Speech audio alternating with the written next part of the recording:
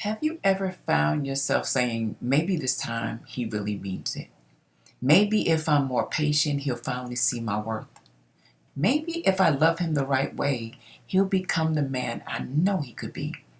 And deep down, you already know the truth. You know you cried enough, prayed enough, explained enough, forgiven enough, and waited long enough. But still, something in you keeps holding on.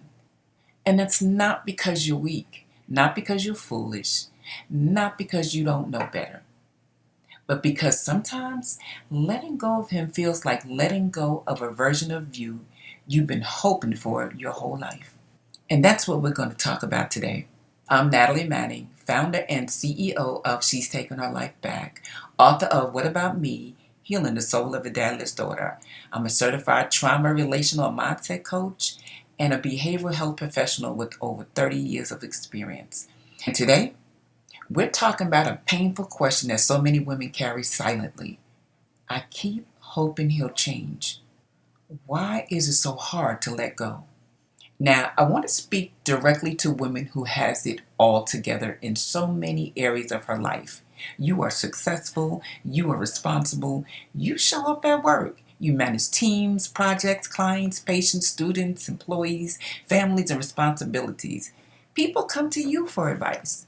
People see your strength. They see your smile, they see your accomplishments. But what they don't see is what happens when you close the laptop, take off your makeup, sit in your car, or lie in bed at night wondering, why am I still attached to someone who keeps hurting me? Why do I keep giving chances to a man who gives me confusion instead of commitment?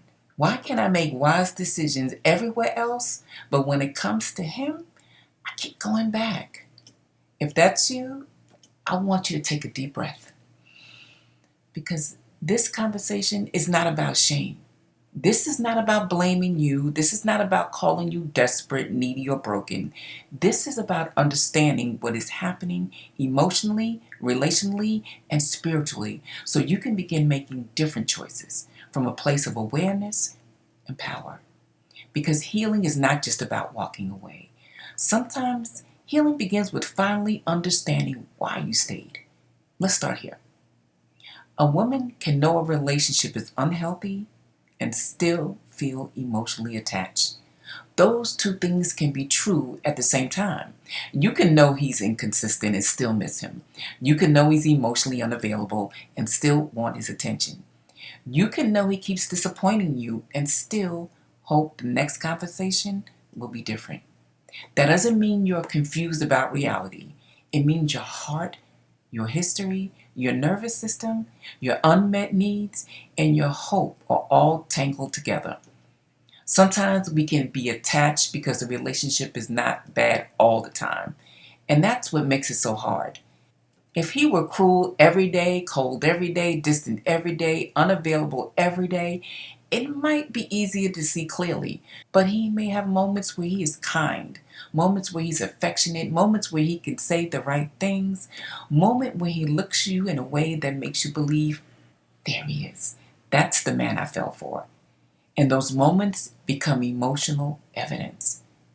You start building your hope around the exceptions instead of the pattern. Let me say that again.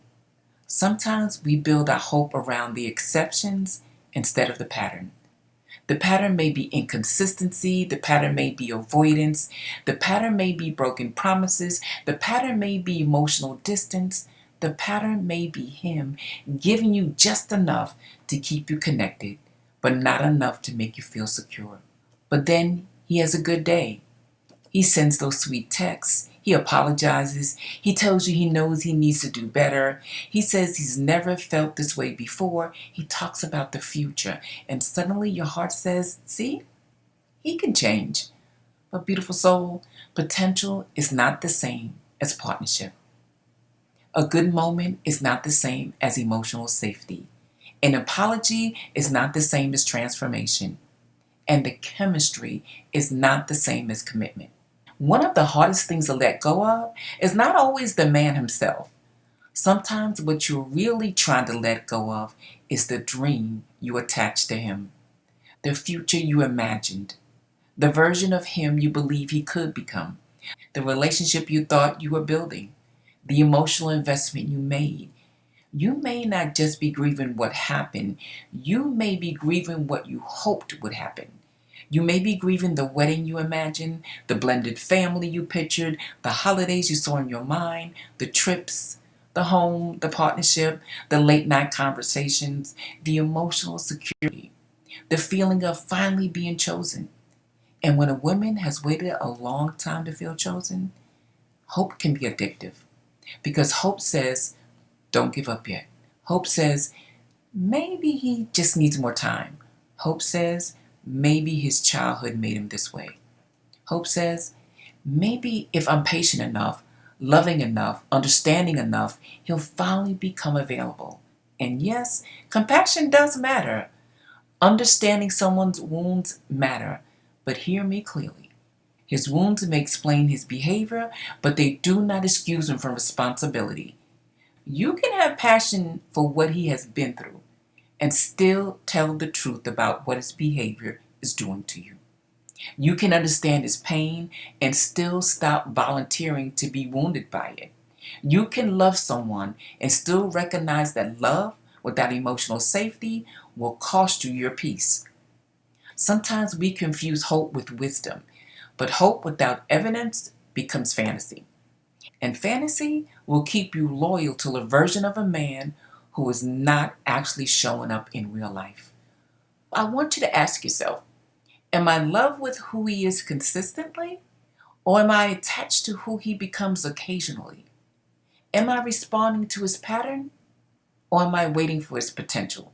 Because potential can make a woman wait for years for a man who would only give her moments. Now let's go deeper.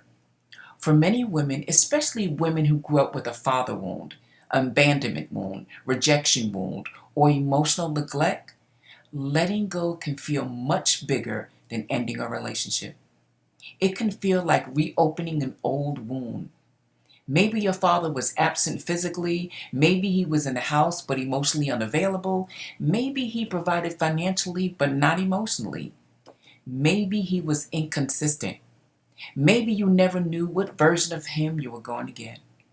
Maybe you spent your childhood trying to earn attention, affection, approval, or softness from a man who should have given it freely. And now, as an adult woman, you may find yourself repeating the same emotional assignment, trying to get an emotional, unavailable man to finally see you, trying to prove you are enough, trying to be chosen, trying to win consistency from someone who keeps making you feel uncertain. This is why the attachment can feel so intense. It's not just about him. It's about the younger version of you who still wants the emotional, unavailable man to finally turn toward her and say, I see you. You matter. I chose you. I'm not leaving. I'm proud of you. You are worth staying for. And when that little girl inside of you is still waiting for love to become consistent, she may confuse familiar pain with connection. She may say, this feels normal, not because it is healthy, but because it's familiar. That is why a calm, consistent, emotionally available man may feel boring or unfamiliar at first. Because peace can feel strange when your nervous system learned love through anxiety. If you had to chase love, prove yourself for love, perform for love, or wait for love, then inconsistency can feel like chemistry. But it's not chemistry. Sometimes it's an old wound being activated. And this is where we have to pause and tell ourselves the truth. I'm not just choosing a man. I may be choosing a pattern.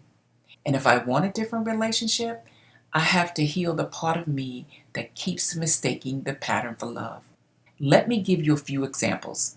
You are a professional woman. You lead meetings all day, you make decisions, you're respected. But when he does not text you back, your whole mood shifts. You keep checking your phone, you replay the last conversation, you wonder if you said too much, you wonder if you were too emotional. You wonder if you should pull back, reach out, explain yourself, or pretend you don't care. At work, you are clear. With him, you are anxious. Or maybe you are the woman who keeps saying, "We have such a strong connection." And maybe you do. Maybe the conversations are deep. Maybe the physical chemistry is strong. Maybe when things are good, they feel amazing. But then he disappears emotionally. He gets distant. He avoids hard conversation. He gives vague answers. He says he's not ready. He tells you he's working on himself. He says he does not want to hurt you, but then keeps doing the things that hurt you. And because you are emotionally invested, you start negotiating with yourself. You say, well, nobody's perfect. Relationships take work. He's been through a lot. At least he's honest. I know he loves me in his own way. But here is the question. Is in his own way costing you emotionally stability? Because love that constantly leaves you anxious, confused, and questioning your worth is not the kind of love that helps you heal. Here's another scenario. You finally decide you're done. You block him, you pray, you journal, you talk to your friend. You say, "I'm not going back this time." And then he reaches out. Maybe he says, "I miss you." Maybe he says, "Can we talk?" And suddenly the strong woman becomes the hopeful woman again. And your heart starts racing. You start thinking, maybe this is the breakthrough. And before you know it, you are back in the cycle. Not because you did not mean it when you said you were done, but because the part of you that wants to be chosen is still louder than the part of you that knows you deserve peace. That is why healing has to go deeper than willpower.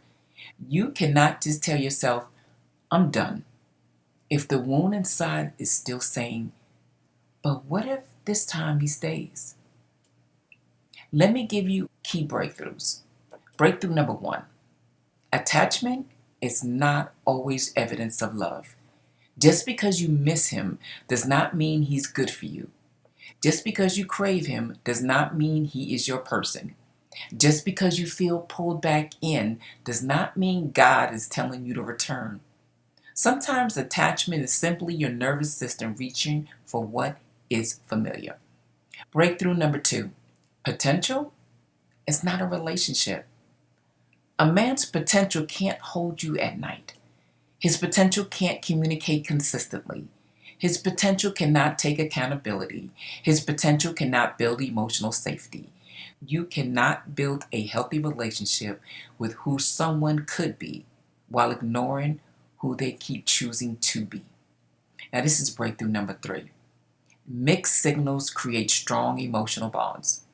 When someone gives you love, then distance, then affection, then silence, then apology, then disappointment, it creates an emotional roller coaster. The highs feel higher because the lows are so painful. That does not mean the relationship is deep. It may mean the inconsistency is keeping your emotions activated.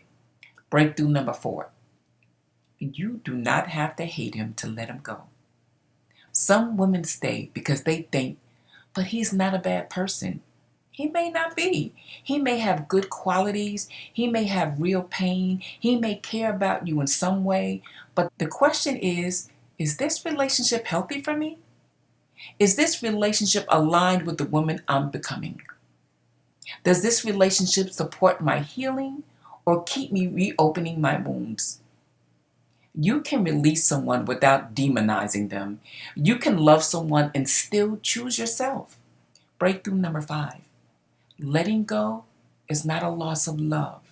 It is an act of self-respect. Sometimes we think letting go means I failed. No. Letting go may mean you finally stop abandoning yourself. It may mean you finally believed your own pain. It may mean you finally choose peace over potential. It may mean you finally decided that the little girl inside of you does not have to keep auditioning for love. Now, I want you to pause with me for a moment. Don't rush past this part because awareness is where change begins. Ask yourself, What am I hoping he will become that he has not consistently chosen to be? What part of me is afraid to let go? Am I afraid of losing him, or am I afraid of feeling rejected again? What does this relationship remind me of from my childhood? Where have I been over functioning, over explaining, over giving, or over waiting? Do I feel emotionally safe, or do I feel emotionally activated? Am I attached to love, or am I attached to the possibility of finally being chosen? And here is one more question. If my daughter, sister, best friend, or younger self were in this relationship, what would I want her to know? Sometimes we have more compassion for other women than we have for ourselves. But beautiful souls, you deserve the same truth you would lovingly give someone else. Now let's talk about what you can do. Because insight is powerful, but transformation requires action. Step 1. Stop arguing with the pattern. Write down the facts, not the fantasy, not the potential, not the promises, the facts. What has he consistently shown you? How do you consistently feel in this relationship? What keeps repeating? When we are emotionally attached, we often remember the good moments and minimize the painful patterns. So write it down. Let the truth live somewhere outside of your emotion. Step 2. Separate compassion from responsibility. You can understand why someone is emotionally unavailable without making it your job to heal them. You can care about his pain without sacrificing yourself to prove your love. His healing is his responsibility.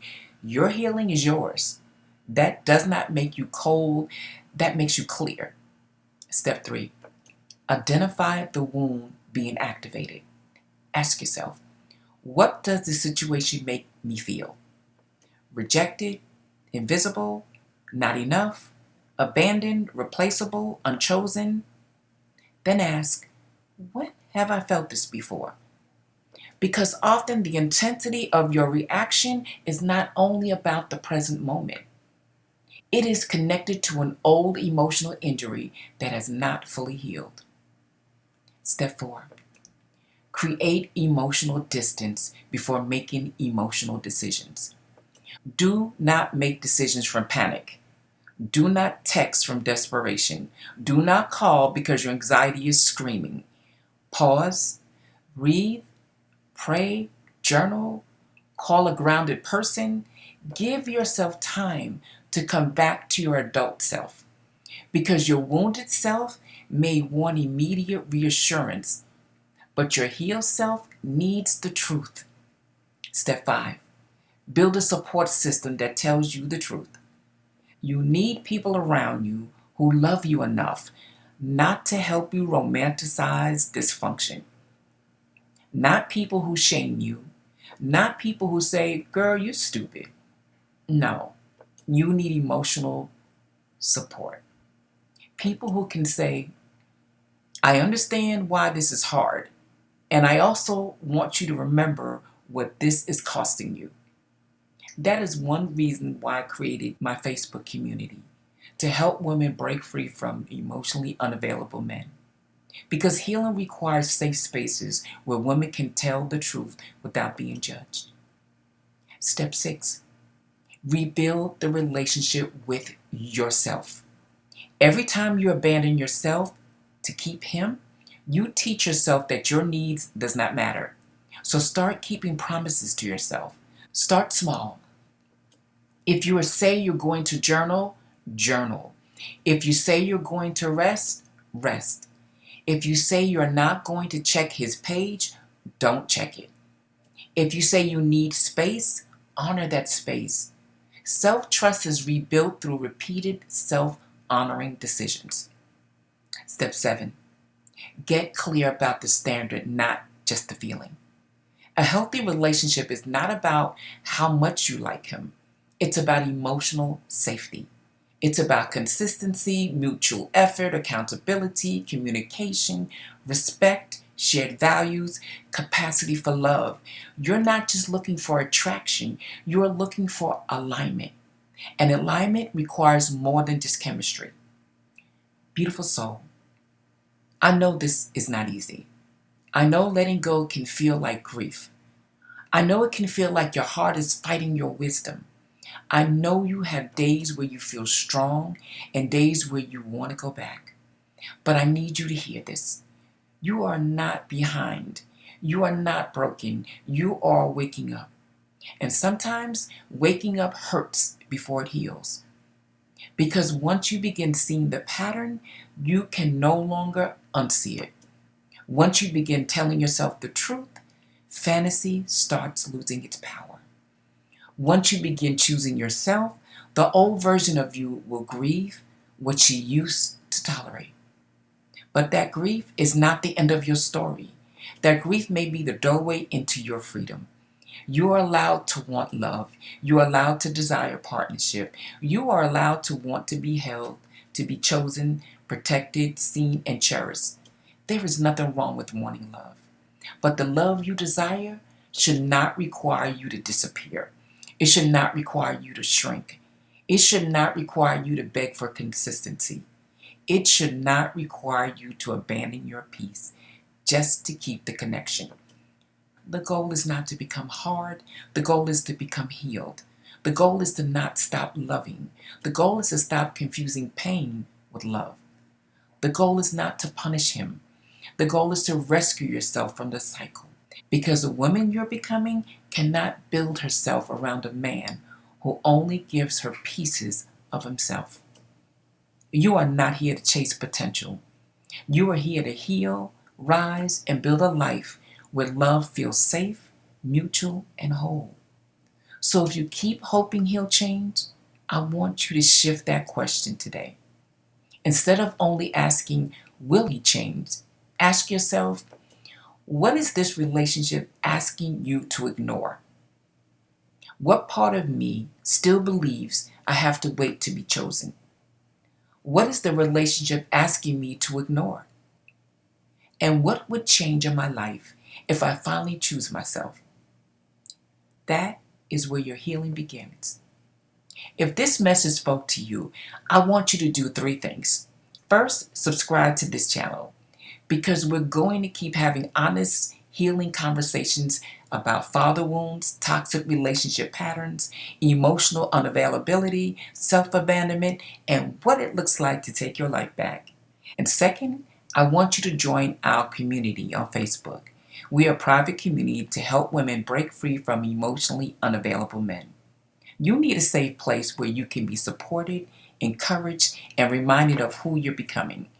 And third, I want you to download the reflection guide. Use it to journal through the questions we talked about today and begin identifying the patterns, the wounds, and the choices that are shaping your relationships.